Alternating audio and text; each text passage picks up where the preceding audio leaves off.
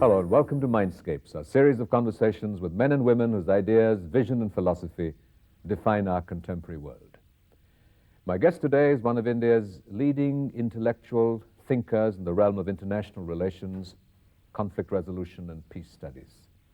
He's currently chairman of the Indian Council for Social Science Research and a distinguished scholar at Jawaharlal Nehru University, where for many years he was a professor. He has lectured and taught widely and impacted India's foreign policy. In many ways, several Indian foreign secretaries have been his students. I'm delighted to welcome Professor ML Sondhi. Professor Sondhi, you gave up a Rhodes Scholarship to join the Indian Foreign Service, and you gave up the Indian Foreign Service in some way sometime later to become an academic. And then you sort of moved on for a while from academic to public service, and with the promise of being sort of the intellectual politician in some ways, or intellectual statesman. Were you disappointed with your foray into active politics from this background of the intellect? No, I think the most exciting part was the experience in Parliament. And to reach Parliament, I think is something very tangible. Any experience in a parliamentary setting is simply unique. It's based upon the idea of dialogue, debate, opening up of issues, looking at issues from several aspects, and ultimately you get an insight into the functioning of a democracy, which of course it depends upon the mandate of the people. But ultimately, when you reach the Lok Sabha, you experience something which is very valuable. What was that sort of that experience and insight in concrete terms? We have this very utopian notion, and certainly from an academic context, the processes of democracy, Parliament representing the will of the people, and the representative of the people interacting there. In practice, for most of us, the familiar image of Parliament seems to be, certainly in recent times, chairs being thrown about, furniture broken, and people screaming and raving, and parliamentary time being disrupted. That is the more traditional image today of the parliamentary process. Yes, I think that image is there, I don't deny it. But I would suggest that if you take a long-term view, then Parliament is a magnificent place to really shape the public discourse. One debate in Parliament can change the entire way in which a country is thinking about, say, another country. For example, I believe that one of the problems in diplomacy is that we haven't linked Parliament and foreign policy enough. And that is an area of your study and research. I have specialized in that, and I have a small volume on that also, in which I brought together many people across the world to think on this issue. Is there a relationship between the potential quality of the debate in Parliament and foreign policy issues? I don't want to be trapped in that argument, because that would then result in saying that how many parliamentarians do their work, are they using the Parliament library enough, is debate serious enough, do they heckle, do they do it? And then you have to see it on a comparative level. We are in a national discourse in some ways of how different ideological positionings, as it were, interpret history, interpret contemporary events. You as an academic with a very sort of, how do I put it, an open vision have brought tremendous vitality to the Indian Council of Social Science Research. How do you see this debate or this discourse unfolding in India? Now here, if I look back, we ourselves put the clock back. Nobody asked us.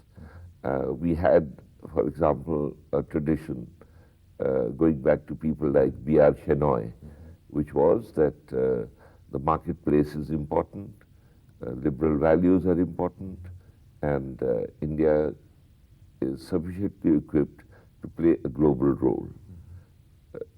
I think certain ideas were imposed on us, not from Oxford, but from London School of Economics, and some were socialistic in character, some were even totalitarian in character.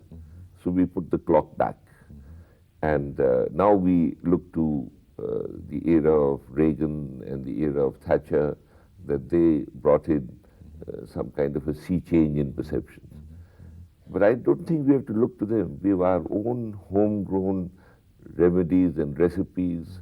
We are a very intelligent people. We understand economy.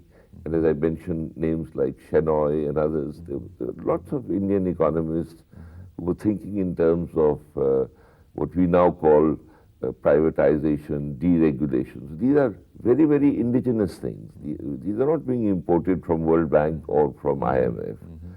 So I suggest that we revive discussion and debate on authentic sources of Indian economic thinking. What are some of the key elements of this?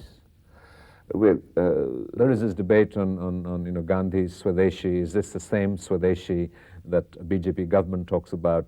For you, what are some of the key elements of this philosophy of Indian economics, shall we say, and its applications today? Well, the most important area here is that economy is essentially a system of thinking human beings, which means that you don't think of iron laws. You don't think of anything which is essentially a trade-off, that you say we'll either have employment or we'll have a certain price structure. The moment you start thinking of the economy as integrated with your culture, with your imperatives of the realities on the ground level, then you can incorporate in it whatever Adam Smith has thought, whatever the rules of the market are as interpreted by Ricardo or even some aspects of socialist economics. But you do not start by posing abstractions like our friends did. Our Marxist friends thought in terms of the labor theory of value. So here is a glass lying here, the amount of labor embodied in the glass. And they built up a whole structure of thinking, which ultimately led to rigidities in thinking. On the other hand, if you approach it from the level of the intellectual contributions you make, the innovations you make, the changes you introduce. So I think the Indian economic thinking is essentially based upon our own traditional awareness of the value of creativity, productivity, profit making, using that profit for helping mankind. In what ways is that different from sort of the Western capitalist worldview? In what ways does our view distinguish itself from that? Well, I will tell you, the latest person to comment upon is the person known to you and me, Thurman. Bob Thurman. Bob Thurman. Now, he has come out with a blueprint also, and he says that there is modernization in the external world. There is also an inner modernization. And then applied to the realm of economy, you go ahead and create lucro activity, you create wealth. Neither Buddhism nor Hinduism stops you from creating wealth. But you use that wealth in a creative way afterwards. You have institutions. Now, for example, the Western world has finally found that these foundations are very important. And they are not private sector or public sector. They fill a certain part of the space where you can engage in large-scale ventures. But somewhere wealth has been created. And that was the success of Clinton, that he realized that people would like the economy to work. Now, unfortunately, after the second five-year plan, we were guided by abstractions. We said land must be collectivized. And this was moved at the Avdi session of the Congress Party. They wanted to collectivize agriculture in India. Had they done it, India would have been a basket case like Ethiopia today. I should add that, sort of for the record, that in the 60s you were one of the very early and few prominent intellectuals who were critical of the sort of the emerging socialism of that time. And as sort of really a pundit of international relations, to what extent do you think that with the globalization of the economy, with the assertiveness of Western structures and perceptions of how global economic activity needs to be managed, what autonomy do we really have? I think in India's case, we will certainly be a major global player, but there's nothing to prevent us from making something more of, say, the countries around the Bay of Bengal. India, Singapore, Malaysia, Indonesia, we can work out regional... Why have we not really been welcome in that sense by the Asian countries? We've barely gotten to observer status, or your suggestion for a South Asian parliament. We're not even being able to make SAARC work. We're sort of resisting a meeting for some reason, perhaps because we want to not acknowledge Pakistan's military dictatorship participating in that. So, would you say that these are grounded in real possibilities, or are these sort of the dreams of an intellectual? Well, my answer will have to be more indirect. I think in order to create the possibilities for any kind of economic or political adjustments, like gaining access to an organization, winning confidence, you see, you have to produce a diplomacy which is balanced. If you merely use the rhetoric of peace, non-violence, and whatever the peace movements are doing, you create a lot of impression, but you don't create effectiveness. And effectiveness in the modern world is created by a number of factors. Firstly, people evaluate you for what contribution you are making to your own security. Are you strong enough? Do you deter your enemies? Do you make it possible for others to take into account your strength so that they would offer you peace? Another aspect is that you have to stress that your economy is outward looking. Because the world is only interested in you if you are interested in them. If you have a dirigist economy, and you have, what we had in India was, we said control on everything, what the license permit Raj. Then we said export-led growth we don't want, we only want import substitution.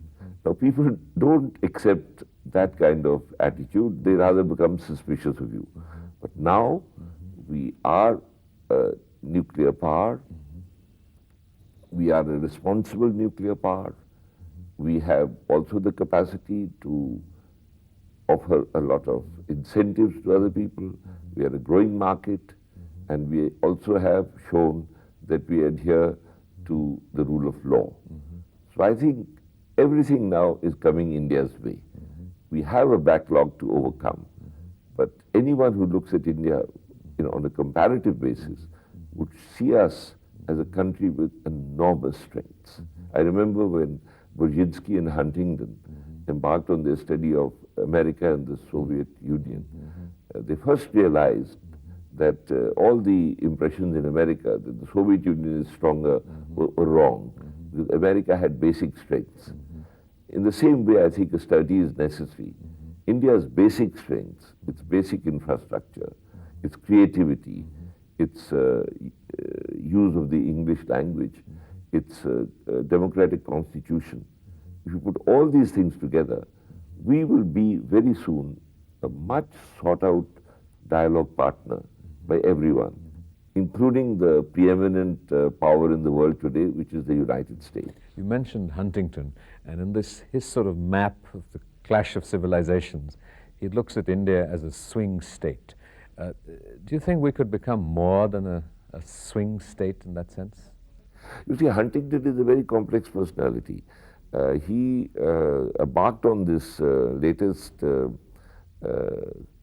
civilizational studies career of his with a background which is very different. His earlier books were on common defense, and I had arranged a seminar for him and Brzezinski here in Sapru House in 1962 when they were practically unknown. And so I can see their intellectual evolution. And all these people were very attracted to India. But I think what we did was we shut the doors. And then again, unfortunately, we did not approach our strengths in Britain, which we could have used the way, I think we are now beginning to use them. In other words, that the Indo-British connection is not one of dependency or of the Commonwealth or anything like that. This was really an encounter between two ways of fashioning the world. And the Indian blueprint was created almost with the very advent of the British. It was not one-sided at all. There was a remarkable Indian influence on Britain. I mean, the British civil service is as much a creation of India as anything. Many of the British institutions. The idea of, you mentioned also the tutorial tradition and all. Many British minds had been thinking of India. So I'm not being an Indian chauvinist when I say this, but I would suggest that the strength on our side would lie in looking at problems now with a perspective which is that we are probably better equipped to deal with problems than any other country, because we are today in those areas where, don't talk of India only, but talk of Indians, the Indian diaspora, which has Hargobind Khurana and which has Jagdish Bhagwati and which has, look at the number of people around the globe. All this and our own diversity and the fact that we have today a government which, in spite of all its problems of governance, has shaped an agenda which is outward looking, which is reaching out to others. And I think the result can only be marvelous if we do not now lose heart and backtrack. Sometimes we have only one problem, that is we have a habit of snatching defeat out of the jaws of victory. That we should not do now. And that is where I come to conflict management. I have to comment that going through some of the publications that you have edited for the Indian Council for Social Science Research, I think they do belie many of the fears that you might be carrying ideological baggage to this, because they do represent a diversity of opinions and perspectives on this. What is the, people have considered sometimes India's pluralism to be sort of the cliched unity and diversity. And I think that your work there is focusing and drawing upon the richness of diversity and to acknowledge difference as a building block rather than sort of looking for some kind of syncretic artificial unity there. In terms of the unfolding of India of the future, in real terms, how do you see this diversity playing itself out? Well, in India's case, sometimes, the diversity is held up by our lack of perspective. And I think we need a perspective all the time. Throughout history, we've needed from outside. Sometimes we got the perspective from Persia and through the Persian language. Sometimes we got the perspective from Britain through the English language. Sometimes we got the perspective from, maybe much earlier, from the Chinese through the exchanges we had in the Buddhist period. I think most recently we can be helped to develop that perspective by our interaction with Europe. Because I have conceptualized on this also, that there is something known as Indo-Europa. Because we can work out more comfortably with Europe today in many areas where we probably share perspectives. And that's why I've started a program in the ICSSR, which is called the Andre Malraux program.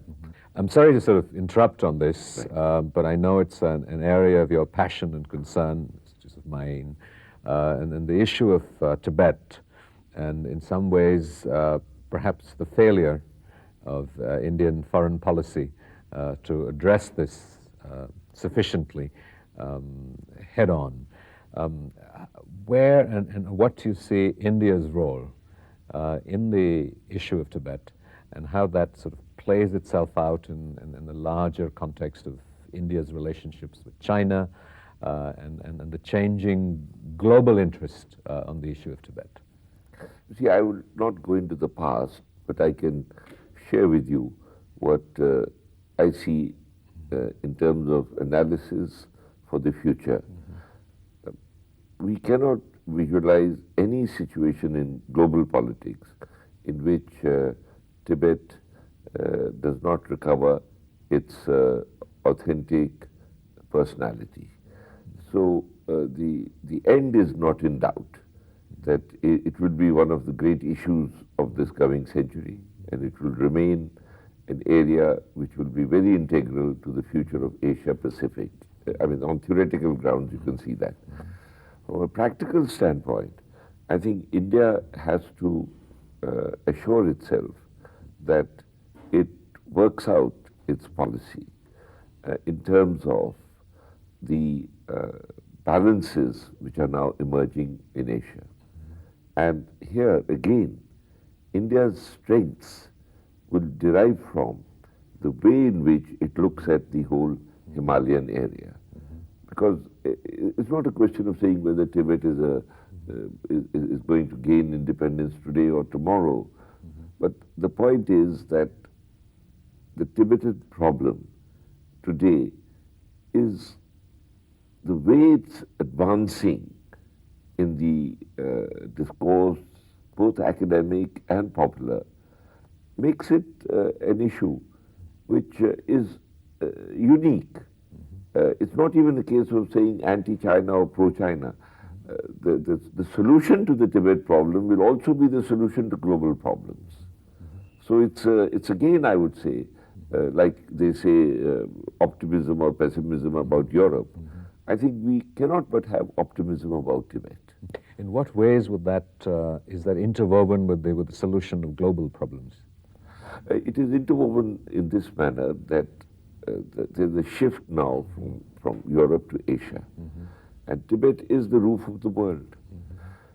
I think almost everywhere people concede the fact that it is difficult to think of any solution for the Tibet problem other than Tibet's emergence as a independent center, maybe a sanctuary, maybe a neutral state, maybe some absolutely radically new type of state arrangement.